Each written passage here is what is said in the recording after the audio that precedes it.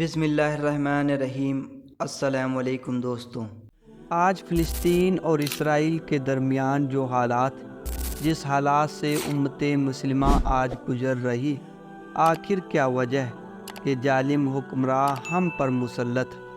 آئیے اس کے تعلق سے ہم سے پچھلی امت یعنی بنی اسرائیل کی ہلاکت کی مثال پر غور کرتے ہیں۔ بنی اسرائیل ہم سے پہلے اللہ کی چنندہ قوم تھی۔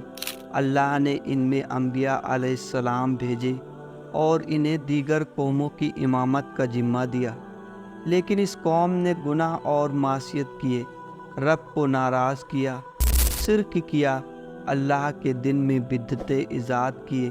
اور سب سے بڑا جرم یہ کر بیٹھے کہ اللہ کے بھیجے انبیاء علیہ السلام کے قتل کو بھی اپنی زندگی کا شعار بنا بیٹھے۔ پھر اللہ کا عذاب ان پر یقینی ہوا، جس کے تعلق سے اللہ نے قرآن میں فرمایا ہے، اور جب پہلے وعدے کا وقت پورا ہو گیا تو ہم نے ایسے لڑاکو بندے تم پر حاوی کر دیے جو بہت مضبوط تھے لڑائی میں، اور ایسے تم سے لڑے کہ تمہارے گھروں میں گھس گئے۔ اس آیت میں پہلے وعدے سے مراد مفسرین لکھتے ہیں کہ یہ بخت نصر بادشاہ کا زمانہ تھا، جب یہودیوں کو اللہ نے دنیا کی امامت کے لیے چنا تو انہوں نے اللہ کی ناراضگی والے کام کیے اور دانیال علیہ السلام جیسے نبی کو تکلیف پہنچائی۔ تو اللہ رب العزت نے اپنے پہلے وعدے کو ان کے خلاف پورا کیا اور بخت نصر کے ذریعے یہودیوں کو ذلیل کر ان کو اپنے ملک فلسطین سے نکال کر وہ اپنے ساتھ غلام بنا کر عراق لے گیا۔ بخت نصر کی قید سے کئی سالوں بعد یہ آزاد ہو کر واپس آئے، لیکن اللہ کو پتہ تھا کہ یہ لوگ اپنی معصیت حد درمی سے باز نہیں آنے والے، تو اللہ نے ان پر دوبارہ اپنا غضب ڈھایا، جس کے تعلق سے اللہ تعالیٰ نے قرآن میں آگے فرمایا ہے، اور جب دوسرا وعدہ ہمارا پورا ہوا۔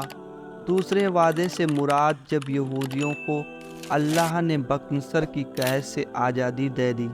لیکن پھر بھی یہ اپنی معصیت سے تائب نہ ہوئے اور انہوں نے وہی سلوک کیا، یعنی اللہ کے ایک اور نبی عیسیٰ علیہ السلام کے قتل کا منصوبہ کیا۔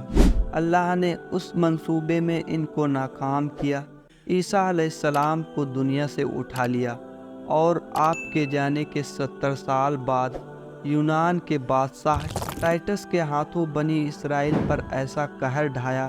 کہ انہیں کم سے کم 1900 سال کے لیے فلسطین کی سرزمین سے ہکال دیا۔ ٹائٹس نے بنی اسرائیل پر اس شدید طرح سے حملہ کیا کہ یہ قوم 1924 تک کہیں بس نہ سکی، پوری دنیا میں 1900 سال تک بھٹکتے رہے، جس کو آج بھی دا جیوس ڈسپورا کے نام سے جانا جاتا ہے، یعنی اللہ نے انہیں پوری دنیا میں ذلیل اور رسوا کیا۔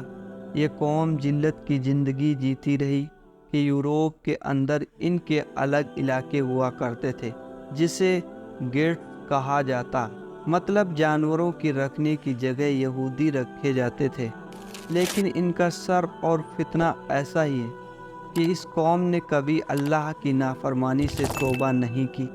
تو اللہ نے ان کو قیامت تک ہمارے لیے عبرت بنا دیا، اور وعدہ کر کے قرآن میں فرمایا ہے، اور وہ وقت یاد کرو جب کہ تمہارے رب نے اس چیز کو طے کر دیا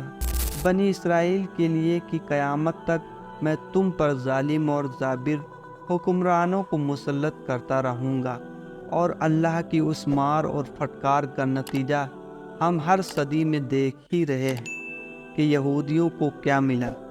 ہر صدی میں ذلیل اور رسوا ہوئے، جانوروں کے ساتھ رکھے گئے۔ پچھلی صدی میں ہٹلر نے انہیں لاکھوں کی تعداد میں اذیت دے کر مارا، اور آج بھی جس طرح سے یہ لوگ انسانیت پر ظلم و ستم کر رہے ہیں، گویا کہ یہ لوگ تیزی سے بھڑک رہی ہے، اور انشاءاللہ یہ اپنے بجھنے کی اور ہمیں تائید کر رہی ہے۔